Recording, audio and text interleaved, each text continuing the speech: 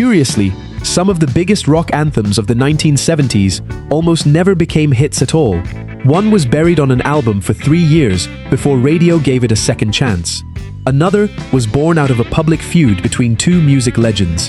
And one was written by a lounge pianist working under a fake name just to pay the rent.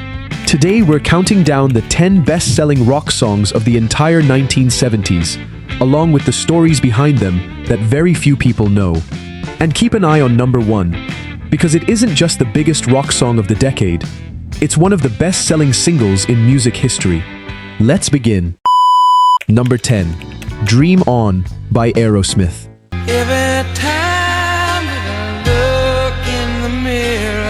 Long before Aerosmith became one of the biggest hard rock bands in America, a teenage Steven Tyler sat at a piano in his family's resort hotel in New Hampshire, playing the same haunting chords over and over. He was 17, years away from forming Aerosmith, and had no idea he was writing what would become the band's signature song. When Dream On was finally released in 1973, it barely made a dent, peaking at number 59 on the Billboard chart. It looked like the song was destined to be forgotten. But in 1976, the band's manager convinced the label to re-release it, and this time, it climbed all the way to number 6. Introducing the world to Tyler's soaring falsetto and cementing Aerosmith's future. Today, Dream On has passed 1 billion streams, and it still makes fans reach for their lighters at every show. Not bad for a song a teenager wrote just messing around on his father's piano. Number 9, Sweet Home Alabama by Lynyrd Skynyrd. In the early 1970s, Neil Young released 2 songs, Southern Man and Alabama, criticizing racism in the American South.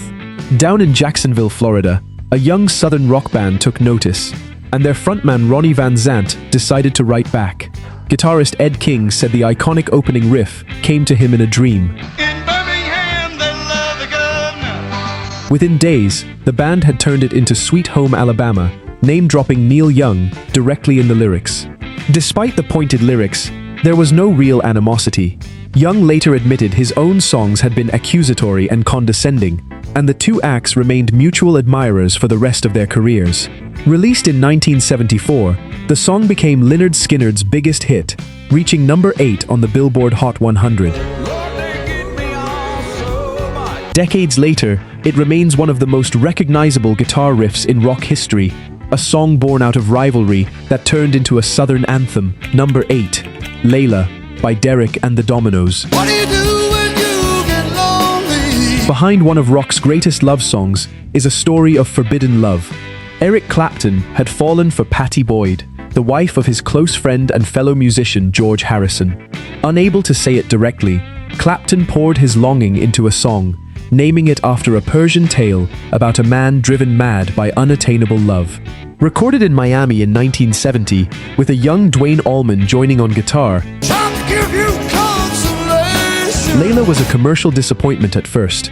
The album didn't even chart in Britain, and the edited single stalled at number 51 in the US. It took 2 more years and a re-release in 1972 before the song finally cracked the top 10, and audiences caught up to what Clapton had created. Clapton eventually did marry Pattie Boyd in 1979. Whatever came after, Layla remains one of the most emotionally raw recordings of the decade. Proof that sometimes the truest songs take the longest to be heard. Number 7, Piano Man by Billy Joel. It's 9 o'clock on a Saturday. Before he was a star, Billy Joel was broke, tied up in a bad recording contract, and working under the fake name Bill Martin Says, son, can you play me a memory? as a lounge pianist at the Executive Room in Los Angeles. Every night, he played requests for regulars, listening to their stories, their heartbreaks, their small talk about lives that hadn't gone quite as planned. Those nights became the basis for Piano Man, an almost documentary-style account of the people he met at that bar. Released in 1973, the song became his breakthrough hit and sold close to 10 million copies over the following decades. He says, Bill, I believe this is killing me. eventually becoming the song most identified with his entire career. Every time a crowd sings along to "Sing Us a Song, You're the Piano Man," they're really singing along to a true story Billy Joel lived through, one barroom night at a time. Number 6. Hotel California by the Eagles.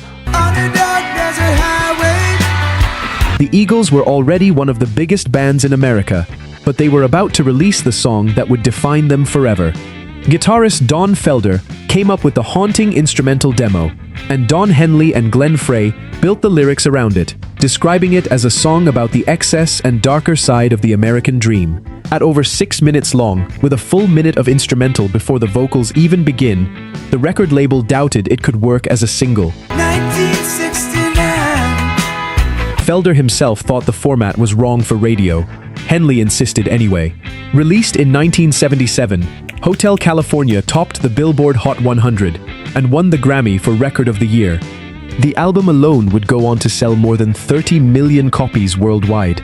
Nearly 50 years later, that 2-minute guitar solo at the end is still considered one of the greatest ever recorded, a masterpiece almost no one wanted to release. If these stories are bringing back memories of the golden age of classic rock, leave a like and subscribe to our channel so we can keep counting down the songs that shaped a generation. Let's continue. Number 5. Have You Ever Seen the Rain by Creedence Clearwater Revival.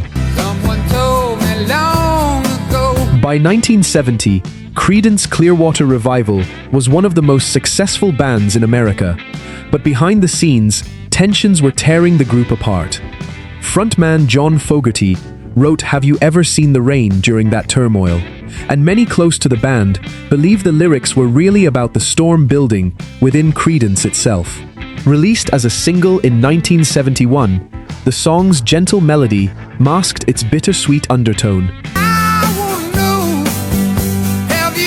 a reflection on good times that couldn't seem to last.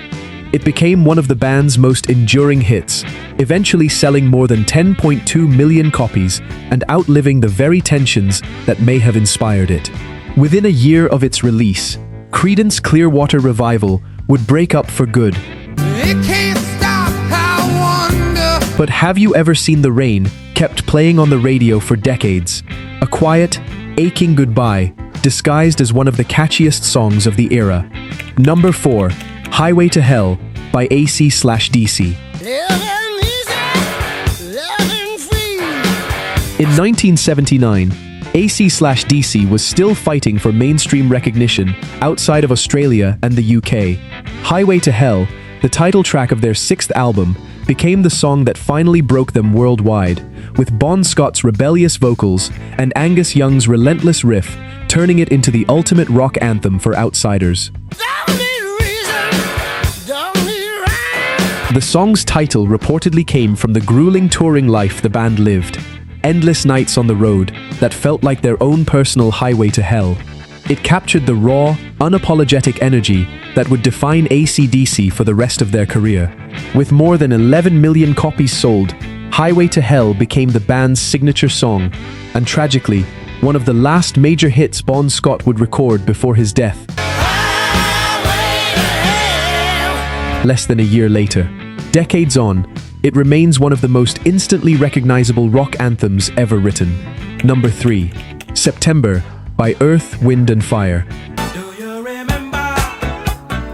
Not every song on this list came from heartbreak or rebellion. September was written purely to make people feel good.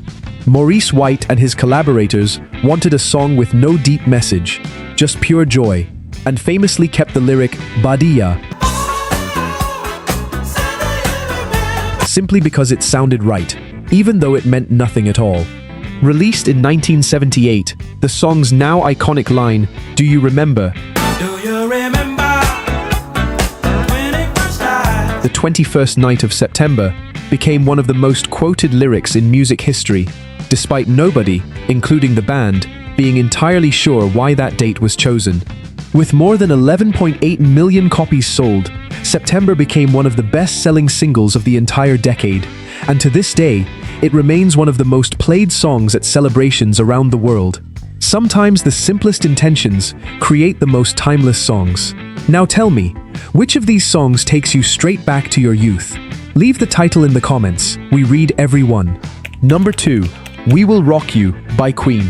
Buddy, you're a boy, make a big noise, playing in the street, gonna be a big... By 1977, Queen wanted to create something different, a song the audience could perform themselves without needing an instrument.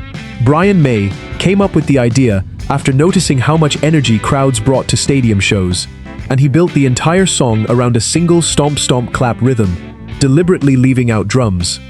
Freddie Mercury's vocal was recorded through a megaphone to give it a raw, live feel, as though the song was meant to be shouted from the terraces rather than sung in a studio. It worked. We Will Rock You became a fixture at sporting events around the world, chanted by crowds who may never have owned a Queen record. With more than 12 million copies sold, the song proved that sometimes the most powerful arrangement is the simplest one. Decades later, that stomp-stomp-clap rhythm is still instantly recognizable in stadiums everywhere, exactly as Brian May imagined it. Number 1. Bohemian Rhapsody by Queen. Is this the real life? Is this just fantasy? By the mid-1970s, Queen had ambition few bands dared to match, and Freddie Mercury was about to prove it with a song that broke every rule of what a single was supposed to be. Nearly 6 minutes long, with no repeating chorus, shifting from a piano ballad into an operatic middle section before exploding into hard rock, Bohemian Rhapsody made record executives deeply nervous. Mercury refused to cut it down. Just killed a man. He and producer Roy Thomas Baker layered the operatic section for days, overdubbing the vocals of Mercury, Brian May, and Roger Taylor again and again, Carry on, carry on. until the tape itself was reportedly worn thin from the number of passes. It was one of the most expensive and complex singles ever recorded at the time. Released in 1975 from the album A Night at the Opera, Bohemian Rhapsody spent 9 weeks at number 1 in the UK and became a global phenomenon that many said would never work commercially. With over 17 million copies sold, it stands as the best-selling single of the entire 1970s and one of the best-selling singles of all time. Even today, that operatic middle section still shocks new listeners the first time they hear it. A reminder that Freddie Mercury never once wrote a song to fit the rules. He wrote songs that changed them. While these songs defined the sound of the 1970s, the next decade would bring even bigger productions and even bigger record sales, breaking barriers that no one thought possible. Click on the next video to discover the best-selling rock songs of the 1980s. See you there, fellow rocker.